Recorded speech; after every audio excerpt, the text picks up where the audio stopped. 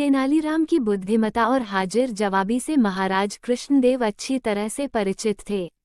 इसलिए महाराज कई बार तेनालीराम से ऐसे सवाल पूछ लेते थे जिसका जवाब देना मुश्किल होता था।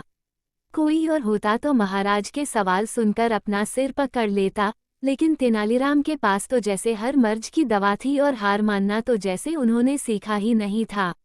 ऐसे ही एक दिन बैठे बैठे महाराज ने तेनालीराम से पूछा, तेनाली, क्या तुम बता सकते हो हमारे राज्य में कौवों की कुल संख्या कितनी होगी?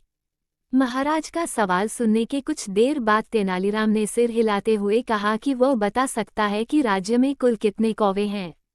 तेनालीराम की बात सुनकर महाराज ने कहा, एक बार फिर से सोच लो तेनाली, तुम्हें कौवों की सटीक संख्या बतानी है।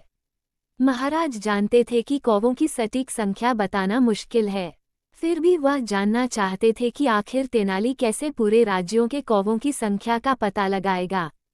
तेनालीराम ने एक बार फिर पूरे विश्वास से कहा, महाराज, मुझे कुछ दिन का समय दीजिए, मैं आपको राज्य के कुल कौवों की संख्या जरूर बताऊंगा।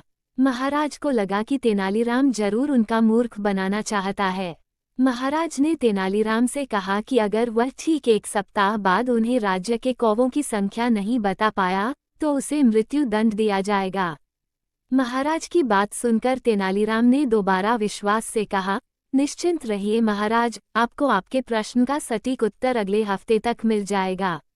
इसके बाद महाराज से अनुमति लेकर तेनालीराम चले गए। ठीक एक सप्ताह बाद तेनालीराम महाराज के समक्ष पहुँचे।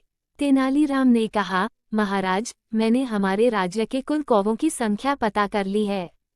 हमारे राज्य में कुल 2,20,021 कौवे हैं। तेनालीराम का जवाब सुनकर महाराज हैरान हो गए और कहने लगे कि क्या सच में उनके राज्य में कौवों की संख्या इतनी है? महाराज को आश्चर्यचकित देखकर तेनालीराम ने कहा, महाराज, अगर आपको मेरी बातों पर विश्वास नहीं है तो आप किसी और से गिनवा सकते हैं। महाराज ने कहा, अगर कौवों की गिनती कम ज्यादा हुई तो क्या तुम मृत्युदंड के लिए तैयार हो?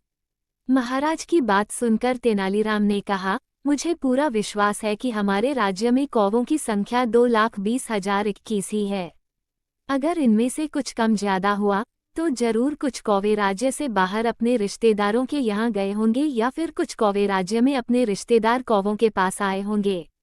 तेनालीराम का जवाब सुनकर महाराज दंग रह गए। महाराज को उनके सवाल का सटीक जवाब मिल चुका था और वह तेनालीराम की बुद्धिमता के कायल हो गए। कहानी की सीख, इस दुनिया में बुद्धि से बड़ा कोई बल नहीं होता। अगर बुद्धिमता व सूझबूझ से काम लिया जाए तो जटिल से जटिल समस्या व सवालों का हल निकाला जा सकता है।